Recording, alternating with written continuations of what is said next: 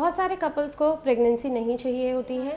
Immediately unprotected sex के बाद आप इसको ले सकते हैं। जितना जल्दी लेंगे उतना इसका इफेक्ट अच्छा आएगा। इन पिल्स का सक्सेस रेट 100% नहीं है।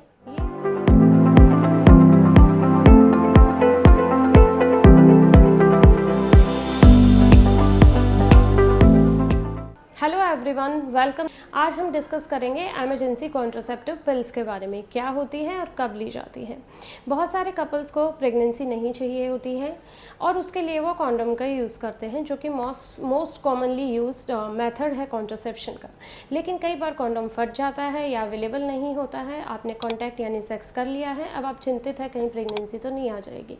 तो आपको एक ऐसा मैजिकल पिल के बारे में कोई फ्रेंड बता देता है जिसको लेने से आप आश्वस्त हो सकते हैं कि आपको प्रेगनेंसी नहीं होगी, और इसका नाम है मॉर्निंग आफ्टर पिल। लेकिन ऐसा कुछ नहीं है कि इसको आपको मॉर्निंग में ही लेना है। इमीडिएटली अनप्रोटेक्टेड सेक्स के बाद आप इसको ले सकते हैं। जितना जल्दी लेंगे उतना इसका इफेक्ट अच्छा आएगा।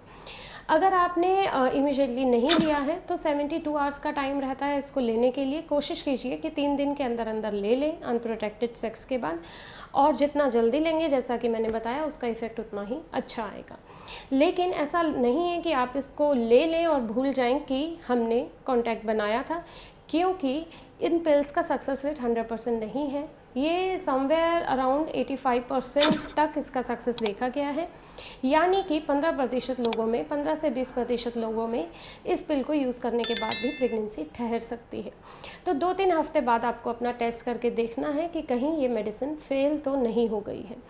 अगर आपने अनप्रोटेक्टेड सेक्स किया, उसके बाद पिल लिया और अगर दोबारा कॉन्टैक्ट बना लिया, वो भी अनप्रोटेक्टेड, तो आपके प्रेगनेंसी आने के चांसेस और ज़्यादा बढ़ जाते हैं। तो ये सिंगल कॉन्टैक्ट के लिए होती है, और इन मेडिसिन को लेने से नोज़िया, वॉमिटिंग या हेडेक जैसा लग सकता है, क्योंकि इनमें हाई डोज ऑफ हार्मोन्स रहता है। अगर आपको पिल्स लेने के तुरंत बाद या विदिन 2 आवर आपको वॉमिटिंग हो गई है, तो आपको ये पिल दोबारा से लेनी पड़ेगी, यानी कि ये वॉमिटिंग में निकल गई है, हम ऐसा मानते हैं। और ऐसा इन मेडिसिन में क्या होता है जो ये प्रेगनेंसी को रोकती है, इसमें high dose of hormones estrogen और प्रोजेस्टेरोन रहता है, जिसकी वजह से आपका ओव्यूलेशन नहीं होता, या आपका जो परत है बच्चेदानी के अंदर का, जिसको एंडोमेट्रियम कहते हैं, वो अनफेवरेबल हो जाता है एम्ब्रियो के इम्प्लांटेशन के लिए। सर्वाइकल म्यूकस गाढ़ा हो जाता है ताकि स्पर्म अंदर जा नहीं पाए।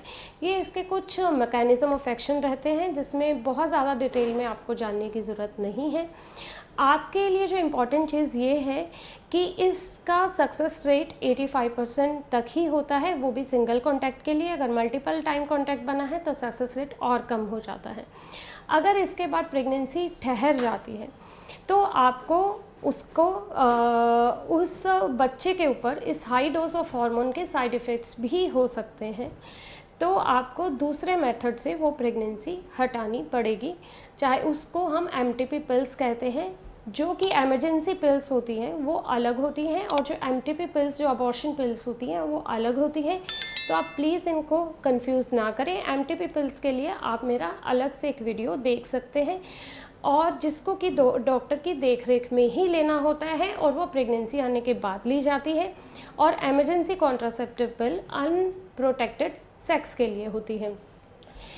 इस पिल का मैं पर्सनली बहुत ज़्यादा रेकमेंड नहीं करूँगी यूज़ करने के लिए, क्योंकि अगर आप प्रेगनेंसी नहीं चाहते हैं तो आप कोई रेगुलर मेथड ऑफ कॉन्ट्रासेप्शन लें जो कि ज़्यादा इफ़ेक्टिव हो और जिसके साइड इफ़ेक्ट्स कम हो। जैसे कि कॉन्डोम है। कॉन्डोम में अगर प्रेगनेंसी ठहर भी जाती है तो बच्चे पे कोई हार्मफुल इफ़ेक्ट नहीं होता है, आप वो प्रेगनेंसी कंटिन्यू कर सकते हैं। दूसरा, कॉन्डोम जो होता है वो आपको बहुत सारी सेक्सुअली ट्रांसमिटेड डिजीज़ से भी प्रोटेक्शन देता है। और अगर आपको कॉन्डम से एलर्जी है, या आपको ये है कि क्योंकि कॉन्डम का भी फेलियर रेट रहता है, तो आप कॉन्ट्रासेप्टिव पिल्स यूज़ कर सकते हैं, जो कि हर महीने 21 डेज़ के लिए ली जाती है। इनका सक्सेस रेट 99.9% तक होता है, और इन पे भी अगर फेलियर हो गया है तो वो प्रेगनेंसी भी आप कंटिन्यू कर सकते हैं, क्योंकि बच्चे पे उसके ज़्यादा हार्मफुल इफ़ेक्ट नहीं होते हैं। दूसरी चीज़, इनके साइड इफ़ेक्ट्स भी कम होते हैं, क्योंकि ये लो डोज ऑफ हार्मोन्स होते हैं। तो एमरजेंसी कॉन्ट्रासेप्टिव पिल्स, जैसा कि इसके नाम में ही है, ये एमरजेंसी में कभी कभार यूज़ करने के लिए होती हैं। वो भी सिंगल कॉन्टैक्ट के लिए। और इसका आपको रेगुलर यूज़ नहीं करना है। इसको नहीं रेकमेंड करने का एक और रीज़न ये भी है क्योंकि ये हाई डोज ऑफ हार्मोन्स होता है। इन केसेस में कई बार ये इम्प्लांटेशन तो रोक देता है, लेकिन वो भ्रूण कई बार ट्यूब में ही रह जाता है, जिसको कि टॉपिक प्रेगनेंसी कहते हैं, जो कि हेल्थ के लिए डेंजरस हो सकती है। इसलिए अगर आपने एमरजेंसी कॉन्ट्रासेप्टिव पिल यूज़ करी है तो आप 2 से 3 हफ्ते बाद अपना प्रेगनेंसी टेस्ट करके देखिए। अगर वो पॉजिटिव आता है तो आप डॉक्टर से मिलिए। इससे थोड़ा पीरियड्स भी इरेगुलर हो सकते हैं, नॉजिया, वॉमिटिंग, एसिडिटी, हेडेक जैसे साइड इफ़ेक्ट भी हो सकते हैं।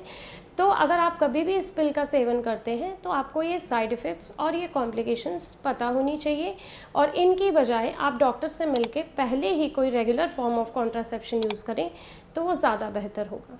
आई होप मैंने आपकी कुछ हेल्प करी होगी कॉन्ट्रासेप्शन समझने के लिए। फिर भी अगर आप कुछ पूछना चाहें तो कमेंट सेक्शन में लिख के पूछ सकते हैं। हम रखें आपका ख्याल।